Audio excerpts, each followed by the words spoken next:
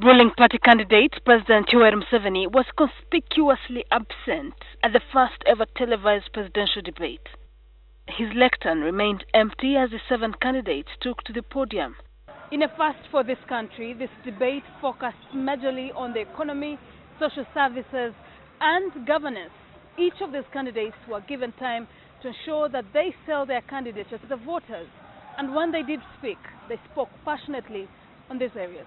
The first was on the question of debt that currently stands at 15 trillion shillings. Most of the presidential candidates preached the mantra of frugality and a reduction in wasteful expenditure. Most of the debt that we are contracting is debt that goes into private pockets. If it was going into production, then it would be going a long way into repaying itself. We don't have a serious parliament. We have people whom we are sending to parliament who must be somewhere in a village council. We need serious people in that parliament.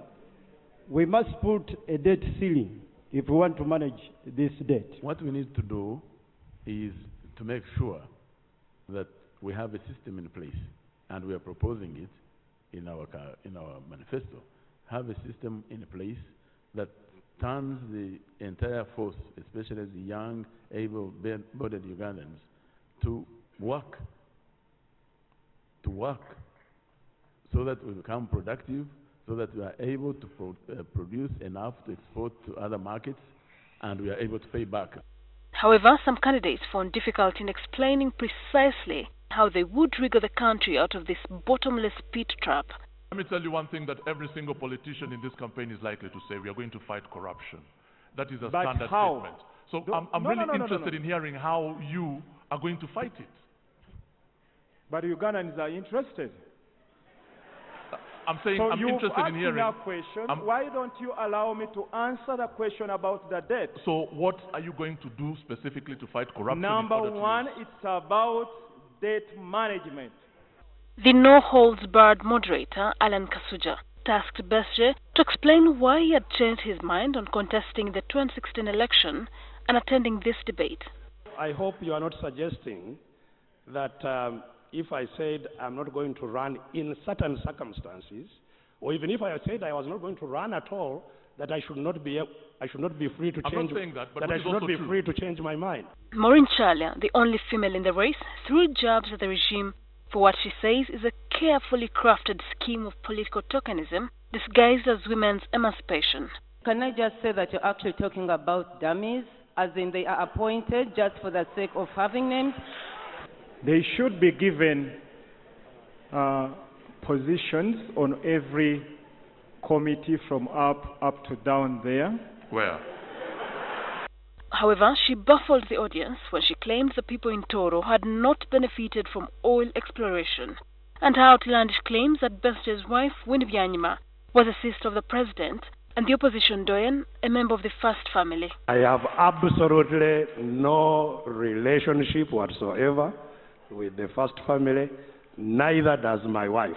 The dark horses in the race, People's Development Party, Dr. Abed Wanika, and Major General Benon Viraro, who is running on the Farmers' Party ticket, spoke well on the question of agriculture. Because when I vote 33 trillion, on average, each district is going to receive 30 billion from central government to invest in agriculture.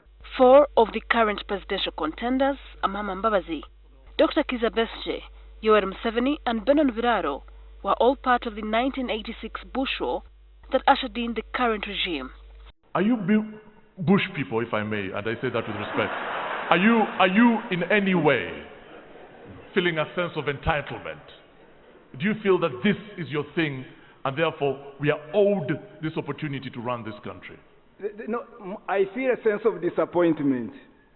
What took us there has not been fulfilled. In the absence of the incumbents, most of the presidential candidates turned their antipathy for the regime towards former Prime Minister Mabirizi. He decided to play safe when asked about whether, as Defense and Security Minister, his docket facilitated safe houses, which a number of human rights organizations claim were torture dungeons. One of the highlights of the debate was when Besje stirred up the hornet's nest asking Mabirizi whether he was aware of election rigging and what role he could play to ensure that the 2016 election is free and fair. I have heard some stories about election rigging. I don't have any personal or direct knowledge of that rigging. Mabirizi chose to be subtle when asked to share his views on the combustible subject of homosexuality.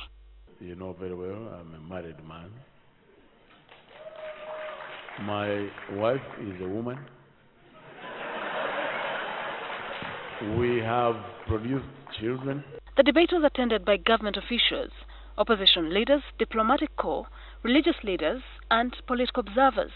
The next debate, which will largely be predicated on foreign policy, is slated for 10th February 2016. Shudan Wuchere, NTV.